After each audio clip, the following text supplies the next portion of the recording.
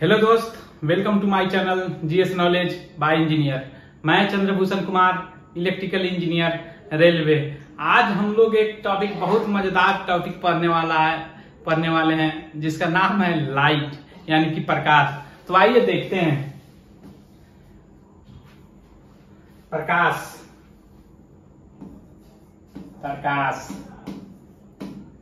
इसको इंग्लिश में लाइट बोलते हैं। लाइट यह क्या है? सबसे पहले बात आती है, यह ऊर्जा का रूप होती है जो सीधी रेखा में गमन करती है, जो सीधी रेखा में चलती है।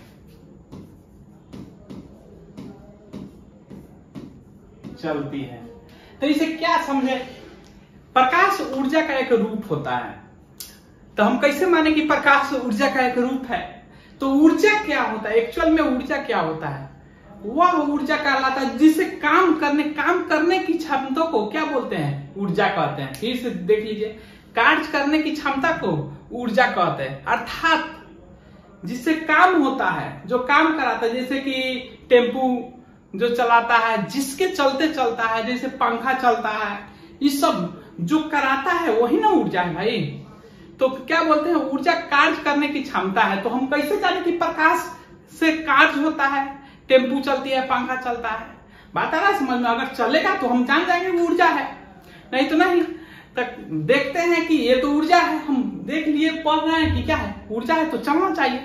तो जैसे देखिए कि सोलर छत पे लगा रहता है, प्रकाश की ऊर्जा आती है, ठीक ना। सोलर क्या होता है? उसे बैटरी को चार्ज करता है। सोलर प्रकाश की ऊर्जा को एकत्रित करके बैटरी को क्या करता है? चार्ज करता है। उससे क्या होता है? टेम्पू, गाड़ी और दूसरा गाड़ी भी चलता है। उसी प्रकार से हमारे घर के ऊपर भी सोलर लगाए जाते हैं, जिससे क्या होता है? इन्वर्टर को चार्ज किया जाता है। वहीं इन्वर्टर क्या करता है? पंखा को चलाता है, यानी कि कार्य करता है। किसके चलते कार्य हो रहा है? सूरज के प्रकाश के चलते। सूरज के प्रकाश नहीं रहता तो हमारा बैटरी चार्ज नहीं होता। बीच में सोलर है, सोलर एकत्रित करके बैटरी को चार्ज करता है। उसी के से गाड़ी, टेम्पू वम्पू, फैन चलता है। तो यानी कि क्या? प्रकाश क्या है? ऊर्जा है। बात है समझ में? अब यह हमेशा क्या होता है? प्रकाश सीधी रेखा में चलती है। ये नहीं कि प्रकाश है ऐसे आया, ऐसे आया, ऐसे आया, ऐसे आया, ऐसे घूमा, नहीं। सोजा सीधी रेखा में चलेगा। क्या होगा? सीधी रेखा में चलेगा। ये बीच में वस्तु आ जाए, वो टकरा के इधर उधर घूम जाए, अलग मैटर है। लेकिन प्रकाश क्या होती है? सीधी रेखा में चलती है। बात आया समझ में? तो प्रकाश सीधी रेखा में चलती है, तो प्रकाश के चलने के पथ को किरण कहते हैं। प्रकाश की पथ को, प्रकाश के पथ माने का रास्ता, पथ को किरण कहते हैं, रेज, किरण कहते हैं। बात आ रही समझ में? तो किरण किसे कहते हैं? नहीं कहता है सूर्य के प्रकाश, आज सूर्य की किरण बहुत ज्यादा है, यानी कि क्या? उसके पथ, जो प्रकाश आ रहा है, प्रकाश लग रहा है, उसी को लोग बोल देता है किरण। तो क्या है? प्रकाश के पथ को क्या बोलते हैं? किरण कहते हैं, रेज कहते हैं। और इसी किरण के समूह को किरण पुंज बोला जाता है। किरण के समूह, किसका किरण? प्रकाश के किरण, ठीक ना। यहां पे लिख सकते हैं प्रकाश के किरण के समूह को क्या बोलते हैं? किरण पुंज। नाम सुने होइएगा आप लोग, किरण पुंज कहते हैं, बीम कहते हैं इसको। इंग्लिश में बीम कहा जाता है, किरण पुंज। बात आया समझ में? तो किरण पुंज क्या हुआ भाई? तो एक तो जैसे देखिए यहाँ पे ये प्रकाश सीधी रेखा में चल रहा है, जैसे देख लीजिए, जैसे देखिए यहाँ पे आप लोग को दिख रहा होगा, यहाँ पे सूरज भगवान है, उगे, तो क्या लाल कलर का क्या आ रहा है? जैसे देख रहे हैं ना, यहाँ ऐसे लाल कलर का और नहीं दिख रहा है, ऐसे निकल रहा है। क्या आ रहा है? सीधी रेखा में प्रकाश जा रहा है चारों ओर। तो क्या हुआ? सूरज का किरण हुआ। बात है समझ में? और इसी किरण के समूह को क्या बोलेंगे? किरण पुंज। बात आ रहा समझ में? तो जैसे कि ई किरण, ई किरण, ई किरण, ई किरण, सभी किरण को तीर से दर्शाते, एरो से दर्शाते हैं। ई किरण, ई किरण, और एक किरण ही हुआ, दूसरा किरण ही हुआ, तीसरा किरण ही हुआ, वैसे तो लाखों किरण होगा। तो इसी के समूह को क्या बोलते हैं? किरण पुंज। ये पूरा को क्या बोलेंगे? किरण पुंज, किरण पुंज। और एक को इसमें से क्या बोलेंगे? किरण। बात आ रही समझ में? एक को किरण बोले और पूरा समूह को, किरण के समूह को क्या बोले? किरण पुंज। कहीं कहीं किताब में लिखा रहता है कि प्रकाश ऊर्जा के समूह को या प्रकाश ऊर्जा के धारा को किरण पुंज बोलते हैं। बात आया समझ में? तो ये क्या हो गया? किरण हो गया, किरण पुंज भी समझ लिए। अब देखिए ये प्रकाश का जो आएगा ये भी हो सकता है कि क्या सभी प्रकाश के किरण ऐसे चले, पूरा के समानांतर चले। किरण को हमेशा तीर से दिखाते हैं, एरो से दिखाते हैं, ठीक? ये भी हो सकता है। ये इधर से प्रकाश आया, इधर से प्रकाश आया, इधर से प्रकाश आया, इधर से प्रकाश आया, इधर से प्रकाश आया, एक जगह मिल जाए, ये भी हो सकता है। दूसरा क्या हो सकता है? दूसरा क्या हो सकता है? ये भी हो सकता है कि किसी से, जैसे कि सूर्य भगवान से प्रकाश निकलता है तो क्या होता है? ये निकलने वाला सोर्स है सूरज भगवान मान के चलिए। तो ये निकल गया इधर, ऐसे निकल गया, ऐसे निकल गया, ऐसे निकल गया, ऐसे निकल गया, यानी कि सोर्स से किसी बिंदु से प्रकाश चारों ओर फैल जाए। एक ही कंडीशन। एक हो सकता है कि किरण पुंज में एक दूसरे के समानांतर चले, दूसरा एक बिंदु पे मिल जाए, एक तीसरा एक बिंदु से चारों ओर प्रकाश के किरण फैल जाए। तो अब देखिए इसको प्रकाश की किरण एक दूसरे से समानांतर चले, गमन करती है, तो वो कहलाता है समानांतर किरण पुंज। समानांतर किरण पुंज। बताया समझ में? वह किरण पुंज जिसमें प्रकाश की किरणें एक दूसरे के समानांतर चले, उसे क्या बोलेंगे? समानांतर किरण पुंज। बात आया समझ में? दूसरा वह किरण पुंज जिसमें प्रकाश की किरण एक बिंदु पर मिलती है, उसे क्या बोलते हैं? कन्वर्जेंट बोलते हैं, यानी कि अभिसारी किरण पुंज। क्या बोलते हैं? अभिसारी, अभिसारी किरण पुंज बोलते हैं, किरण पुंज कहते हैं।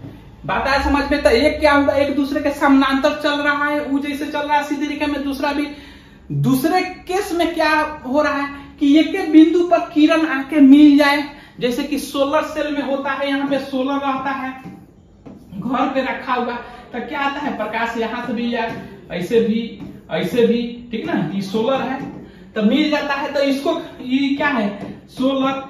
तो मिल जाता है एक बिंदु पे, तो इसको क्या बोलते हैं?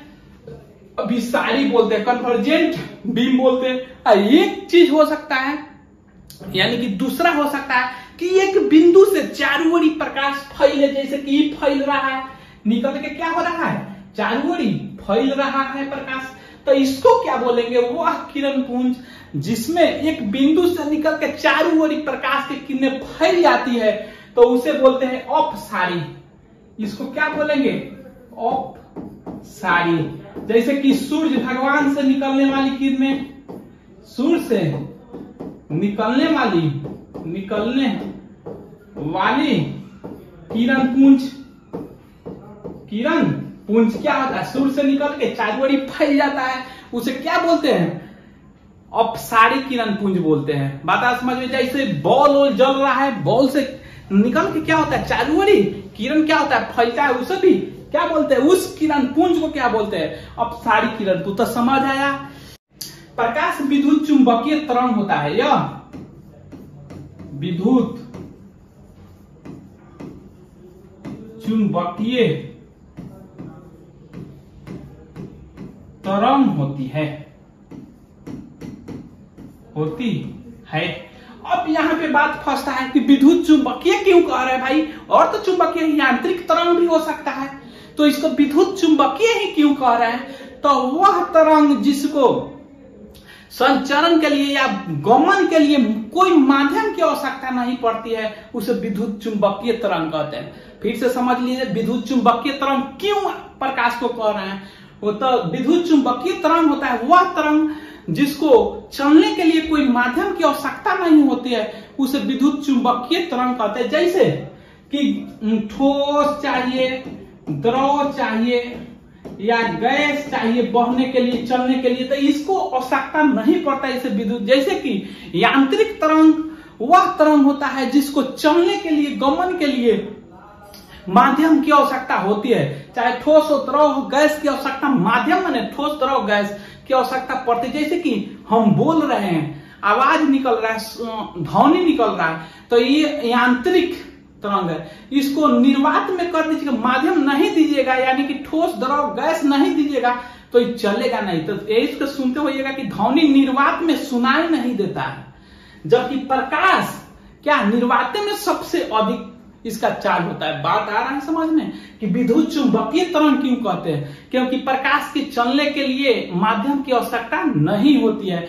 ये प्रकाश निर्वात में भी चलता है, ठोस में भी चलता है, द्रव में भी चलता है, गैस में भी चलता है, ठीक ना। तो यह माध्यम में आया, माध्यम नहीं भी रहे तभी भी चलता है, लेकिन यांत्रिक तरंग क्या, उसके चलने के लिए माध्यम की आवश्यकता होती है, इसलिए ये यांत्रिक तरंग न होकर विद्युत चुंबकीय तरंग होती है। जैसे कि जिसको रात में दिखाई नहीं देता है उसको चलना बहुत रात में कठिन हो जाएगा, वही नॉर्मल आदमी रहेगा वो दिनों में चलेगा, रातों में चलेगा, तो उसको नॉर्मल बोलेंगे। लेकिन रात में जिसको दिखाई नहीं देता है उसको रात में चलने के लिए बहुत कठिनाई होती है या नहीं चल पाएगा, तो उसको क्या बोलेंगे, नॉर्मल नहीं बोलेंगे। उसी प्रकार से इसको चलने के लिए कोई कठिनाई होती है, कभी भी चलता है, लेकिन यांत्रिक तरंग के चलने के लिए क्या होना चाहिए, माध्यम होना चाहिए। इसलिए क्योंकि प्रकाश तो चलता है, निर्वात में भी चलता है, तब तो यांत्रिक तरंग नहीं होगा, इसलिए विद्युत तरंगे बोला जाता है, क्योंकि इसके चलने के लिए कोई माध्यम की आवश्यकता नहीं होती है, इस सभी में चलता है। अब देखिए विद्युत चुंबकीय तरंग का जो तरंग दैर्घ्य जो आपका होता है, इसका तरंग दैर्घ्य जो होता है वो होता है 10⁻⁻⁴ से लेकर 10⁻14 एंगस्ट्रॉम तक। बात आया समझ में, क्या होता है ये, एंगस्ट्रॉम तक होता है। ये विद्युत चुंबकीय तरंग का, किसी भी विद्युत चुंबकीय तरंग का तरंग दैर्घ्य का रेंज क्या होता है, -4 एंगस्ट्रॉम से लेके 10⁻, यानी कि 10⁻14 एंगस्ट्रॉम तक, 10⁻⁻4 एंगस्ट्रॉम से लेके 10⁻14 एंगस्ट्रॉम तक होता है। जबकि प्रकाश भी क्या है, इसी विद्युत चुंबकीय तरंग है, इसी के बीच होगा। तो प्रकाश की तरंग दैर्घ्य क्या हो जाएगा ये देख लेते हैं हम लोग। प्रकाश के तरंग दैर्घ्य यानी कि लेमडा, इसका होता है आपका 3900 एंगस्ट्रॉम से लेके कितना 7800 एंगस्ट्रॉम होता है। पता है समझ में, 3900 एंगस्ट्रॉम से 7800 एंगस्ट्रॉम होता है। प्रकाश 7 रंगों का मिश्रण से सूर्य का प्रकाश बनता है, यानी कि 7 रंग होता है। प्रिज्म से गुजारते हैं तो का 7 रंग आता है। सबसे नीचा जो होता है बैगनी रंग आता है, उसका तरंग दैर्घ्य 3900 होता है, और सबसे ऊपर लाल रंग आता है, उसका तरंग दैर्घ्य 7800 एंगस्ट्रॉम होता है, इसलिए इसी के बीच रहता है। बात आया समझ में। अब देखिए विद्युत चुंबकीय तरंग दैर्घ्य है, तो कोई भी विद्युत चुंबकीय तरंग दैर्घ्य होगा वो फोटोन से मिलकर बना होगा। बात आ रहा है समझ में, फोटोन। तो यह क्या हो जाएगा, प्रकाश तो विद्युत चुंबकीय तरंग है, तो यह भी फोटोन से मिलकर बना होगा। तो क्या बोल सकते हैं, यह फोटोन से मिलकर बना होगा, यह फोटोन से मिलकर बना होता है। तो अब बात आ रहा है कि फोटोन क्या होता है। यह एनर्जी के छोटे छोटे बंडल को फोटोन बोलते हैं। फोटोन किसको बोलते हैं आप, फोटोन एनर्जी को, यानी कि ऊर्जा के बंडलों या पॉकेट भी बोला जाता है, बंडलों को फोटोन बोलते हैं, फोटोन कहते हैं। बात आया समझ में। तो फोटोन हम लोग न्यूक्लियर फिजिक्स में, यानी कि मॉडर्न फिजिक्स में बढ़िया से पढ़ेंगे, यहाँ पे इतना ही जानिए। बात आया समझ में? ये फोटोन से मिलकर बना होता है, अर्थात कि ये प्रकाश क्या होता है, कौन से भी मिलकर बना होता है। ठीक, और तो यहां तक हम लोग देख लिए। अब देख लेते हैं चाल की बात। बार बार क्वेश्चन में पूछता है उसके बारे में, जो जो भी पॉइंट बता रहा है सभी क्वेश्चन पूछा हुआ है, मस्ट इंपॉर्टेंट ये प्रकाश के बारे में हम बता रहे हैं, जो भी बता रहा है वो बहुत इंपॉर्टेंट है। ठीक, तो अब देख लेते हैं हम लोग क्या इसके चाल के बारे में, प्रकाश के चाल, प्रकाश के चाल बता रहा है समझ में। सबसे अधिक किसमें होता है प्रकाश के चाल? सबसे अधिक निर्वात में प्रकाश की चाल होता है, निर्वात में। निर्वात में कितना होता है? 3 × 10⁸, ठीक ना, मीटर प्रति सेकेंड, यानी कि 8 किलोमीटर प्रति सेकेंड बोल सकते हैं। बात है समझ में? यह निर्वात में सबसे अधिक होता है प्रकाश के चाल। बात समझ आई? उसके बाद होता है आपका पानी में भी पूछता है, पानी में प्रकाश के चाल, पानी में प्रकाश के चाल। ये 2,25,000 किलोमीटर होता है, यानी कि 2.25 × 10⁸ मीटर प्रति सेकेंड होता है। उसके बाद पूछता है शीशा में, शीशा में प्रकाश की चाल कितना होता है? वो यह 2 लाख किलोमीटर होता है, या 2 × 10⁸ मीटर प्रति सेकेंड। बात आया समझ में? अब 2 मस्ट क्वेश्चन और पूछता है, बार बार पूछने वाला क्वेश्चन, कि सूर्य का प्रकाश सूर्य से पृथ्वी पर आने में कितना समय लगाता है।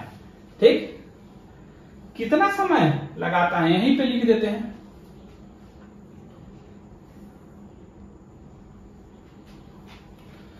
यहां पे स्टार दे के लिख देते हैं, डबल स्टार। ठीक, सूर्य से पृथ्वी पर प्रकाश के आने में लगा समय कितना लगता है?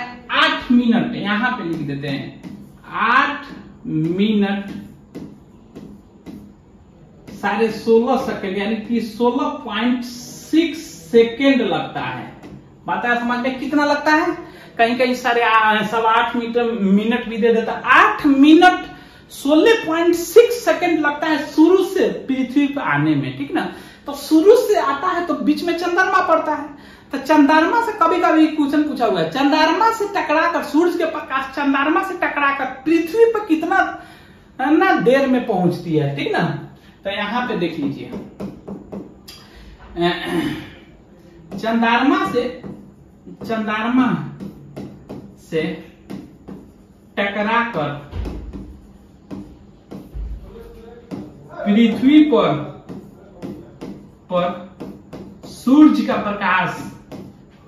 सूर्य का प्रकाश आने में लगा समय, आने में लगा समय, यानी कि टाइम बराबर हो जाता है आपका 1 मिनट 28 सेकेंड, यानी कि 1.25 सेकेंड से थोड़ा सा ज्यादा, 1.28 सेकेंड, 1.28 सेकेंड, यानी कि 1 सेकेंड 1.25 सेकेंड से थोड़ा सा ज्यादा। तो समझ सकते हैं तब क्या होगा? सूर्य से पृथ्वी पर आने में प्रकाश कितना लगता है? 8 मिनट 16.6 सेकेंड। तो सूरज के प्रकाश चंद्रमा से टकराकर पृथ्वी पे आने में कितना समय लगता है? 0.28 सेकेंड, यानी कि 1.25 सेकेंड से थोड़ा सा ज्यादा। अब यहाँ पे आइए, एक चीज देखने वाली, गौर करने वाली बात क्या है कि आप देखें, यहाँ पे आप देख रहे होंगे क्या हम जो बताना चाह रहे हैं कि देखिए, प्रकाश के चाल निर्वात में 3 लाख किलोमीटर है और पानी में प्रकाश के चाल 2.25 लाख किलोमीटर है। वहीं जो शीशा में प्रकाश के चाल आपका 2 लाख किलोमीटर है। तो ये अंतर क्यों हो रहा है भाई? प्रकाश तो सेम है सभी के लिए, लेकिन प्रकाश के चाल डिफरेंट क्यों हो जा रहा है? डिफरेंट माध्यम में डिफरेंट गति क्यों हो जा रहा है? कहीं तेज, कहीं धीमा। ठीक ना, बात रही क्यों हो रहा है? तो प्रकाश प्रकाश के चाल जो है वह माध्यम के अपवर्तनांक पर निर्भर, प्रकाश के चाल माध्यम के अपवर्तनांक पर निर्भर करता है।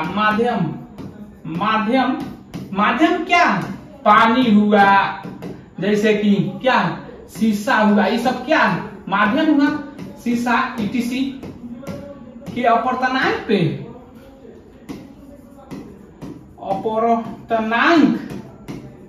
अपवर्तनांक है भाई, अपवर्तनांक पर निर्भर करता है।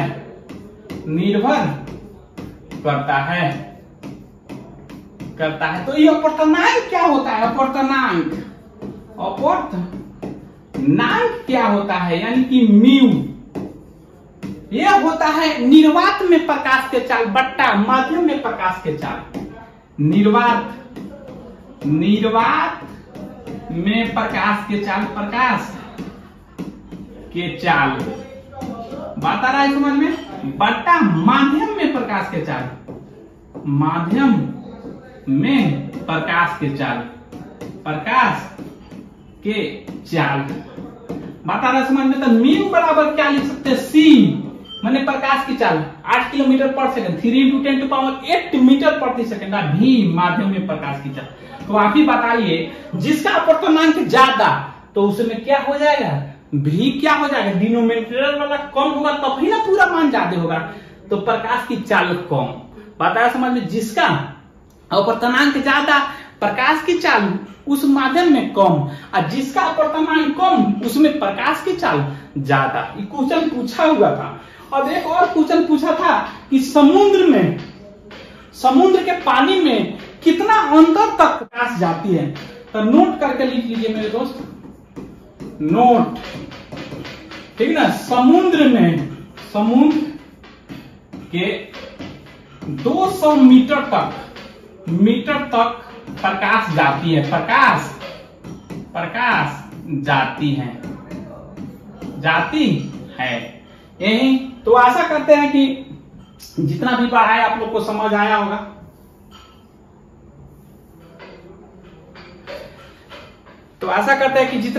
आप लोग को समझ आया होगा। अगर आप लोग नए हैं तो प्लीज मेरे चैनल को सब्सक्राइब करें, लाइक करें, कमेंट करें। अगर समझ आया होगा तो शेयर भी करें, जो नहीं पढ़ रहे हैं वो भी पढ़ें। Thank you.